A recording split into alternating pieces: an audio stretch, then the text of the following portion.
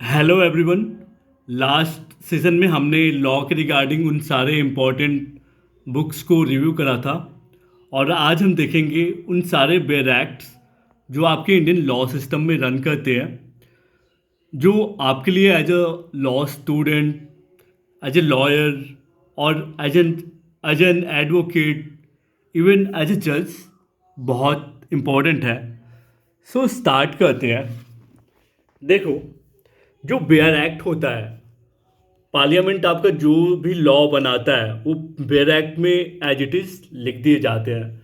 सो सबसे ज़्यादा जो बेयर एक्ट्स बिकती है वो लेक्सिस नेक्सिस की एंड एक लॉ जस्टिस की बिकती है। सो अब इनको रिव्यू करना स्टार्ट करते हैं। देखो, जो सबसे पहला आपका ये बेयर एक्ट है, द कंपनीज एक्ट 2013। ये जो एक्ट है, ये आपकी कंपनी से रिलेटेड जितने भी रूल्स एंड रेगुलेशंस है उनको कवर करता है ना। उन सारे प्रोविजंस को, लाइक कैसे कोई कंपनी फॉर्म होगी, कौन सारे क्राइटेरिया जिस पे उनको हम रन करा सकते हैं, और उनसे रिलेटेड उन सारे सेक्शंस, प्रोविजंस, देखो इसमें सब अच्छे से मेंशन कर रखा है। काफ़ी अच्छे से कोडिफाइड है ये सारे लॉज। ठीक है, तो अगर आपको कंपनीज एक्ट में कोई बेयर एक्ट लेनी है तो आप लेक्सिस नेक्सिस की ले सकते हो। अगर आप कॉर्पोरेट लॉ में इंटरेस्टेड हो तो सो आप अच्छे से देख लो इसको। कंपनीज एक्ट 2013, लेक्सिस नेक्सिस, ये बेयर एक्ट आपको इजली हर लॉ स्टोर वाले जगह पे मिल जाएगी। नाउ जो सेकेंड बुक है वो आईपीआर, इंटेलेक्चुअल प्रॉपर्टी राइट्स। इसमें trademark act, patent act, copyright act, the design act, geographical indications और protection of plant varieties, biological diversity act, ये सारे एक्ट इसमें मेंशन कर रखे हैं आईपी लॉज में। तो ये भी आप लेक्सिस नेक्सिस की ले सकते हो। ये सारे जो प्रोविजंस है ये बहुत ही क्रूशियल होते हैं, लाइक आपकी बायोडाइवर्सिटी जो इन्वायरमेंट से जुड़ा है, सेमीकंडक्टर। तो आपको इंटेलेक्चुअल प्रॉपर्टी, लाइक जितने भी आपके क्रिएटिव वर्क्स है उनको प्रोटेक्ट करने के लिए ये इंटेलेक्चुअल प्रॉपर्टी लॉ होते हैं। सो आप इनको परचेज कर सकते हो। इनमें भी उन सारे एक्ट्स, प्रोविजन को काफ़ी अच्छे से मेंशन किया हुआ है। लाइक आपका जो भी पार्लियामेंट लॉ बना रहा है उसको एज इट इज लिख दिया जा रहा है, तो इसमें अच्छा बुरा क्या, but you can purchase this of Lexus Nexis.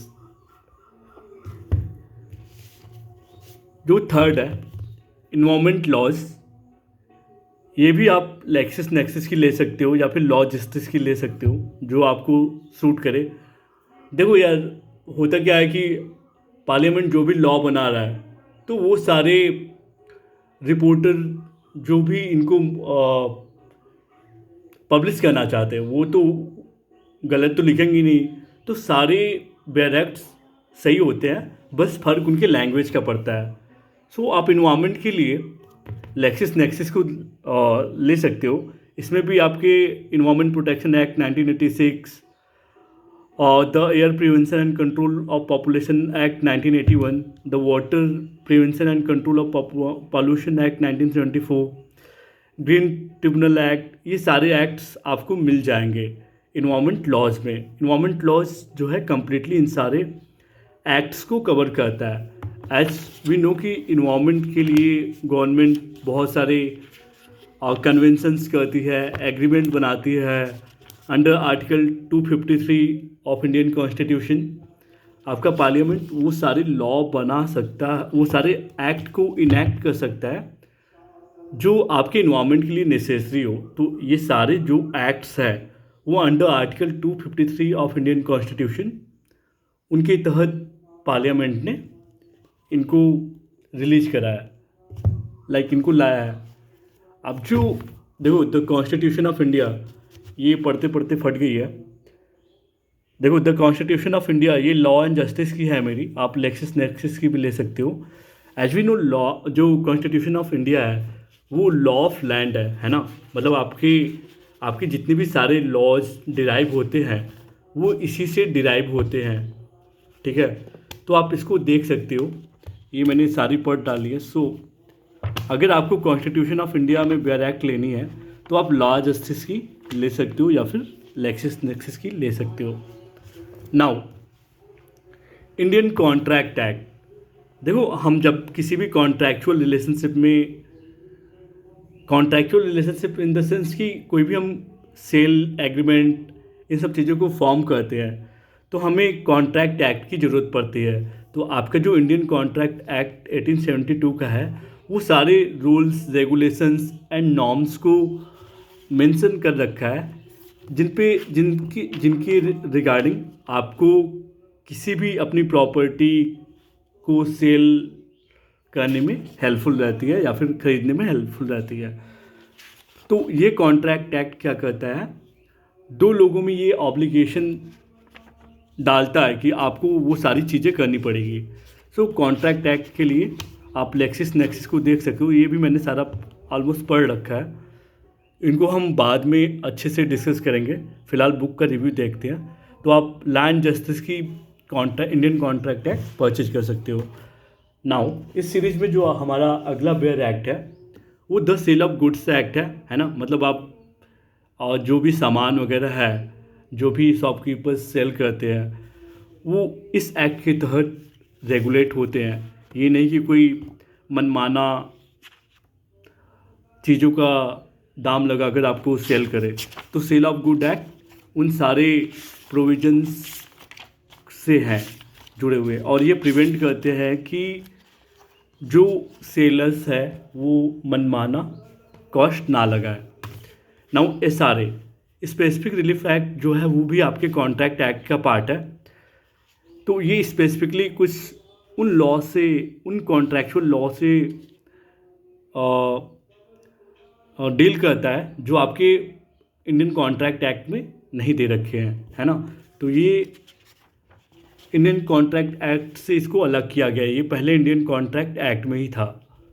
Now the transfer of property act 1882, देखो आपके इंडियन कंट्री में जितनी भी सारे प्रॉपर्टी के लाइक और लैंड की सेल हो, प्रॉपर्टी की सेल हो, होम की सेल हो, मूवेबल प्रॉपर्टी या फिर इमूवेबल प्रॉपर्टी की जितनी भी सारी सेल्स होती हैं वो आपका ट्रांसफ़र ऑफ प्रॉपर्टी एक्ट से ही डील होता है। सो अगर आपको ट्रांसफ़र ऑफ प्रॉपर्टी एक्ट में अगर कोई बुक परचेज करनी हो और बेयर एक्ट परचेज करनी हो तो आप लॉ एंड जस्टिस की देख सकते हो।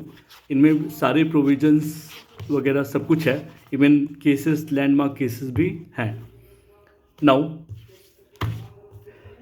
निगोशिएबल इंस्ट्रूमेंट एक्ट 1881, ये जो है कि लाइक आपका बैंकिंग वगैरह में बहुत ज़्यादा यूज होता है। सो आप निगोशिएबल इंस्ट्रूमेंट एक्ट को भी देख सकते हो कि कैसे निगोशिएट होता है। इसमें स्पेशली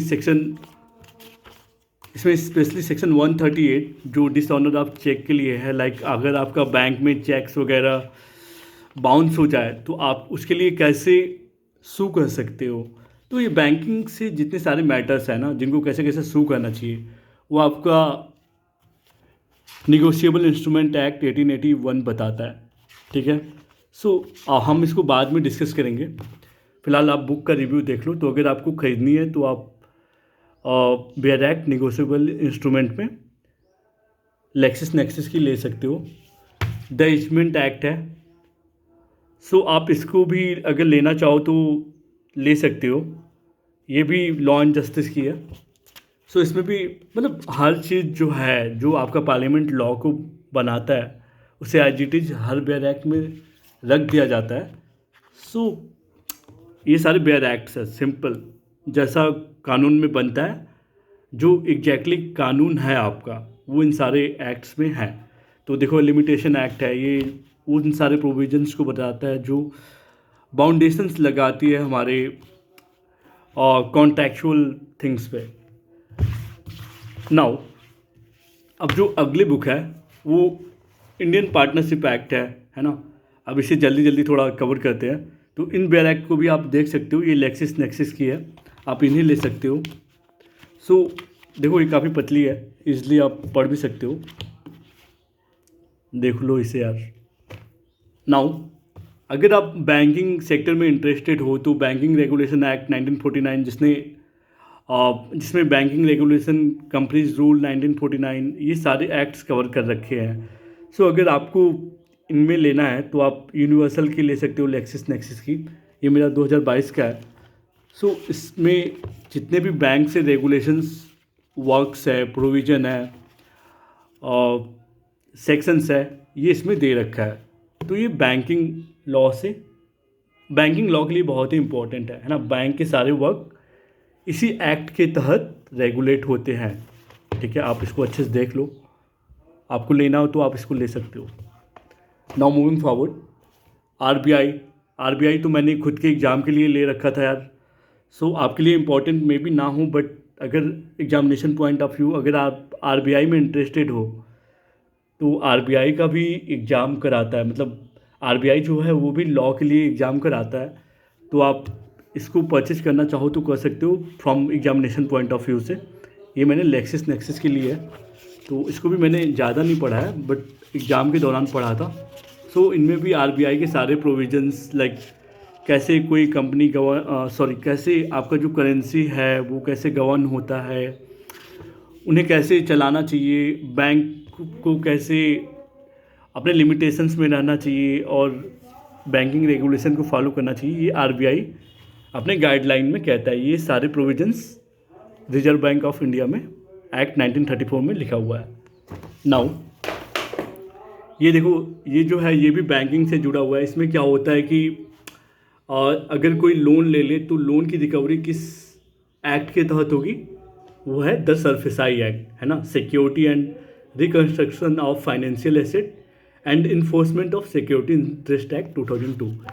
ठीक है, तो आप इसको परचेज कर सकते हो। Okay, now the Indian evidence act 1872। As we know कि हमारा जो पेनल लॉज है ना, जो 3 मेजर पेनल लॉज वगैरह थे, आपका इंडियन एविडेंस एक्ट, आईपीसी 1860 और आपका जो क्रिमिनल प्रोसीजर है वो चेंज हो चुका है। तो ये पहले हमारा जो लीगल मतलब क्रिमिनल लॉ से जो भी रेगुलेटेड लॉज थे, है ना, एविडेंस एक्ट वहाँ पे हेल्पफुल रहता था। ठीक है, सो आप इसको देख सकते हो।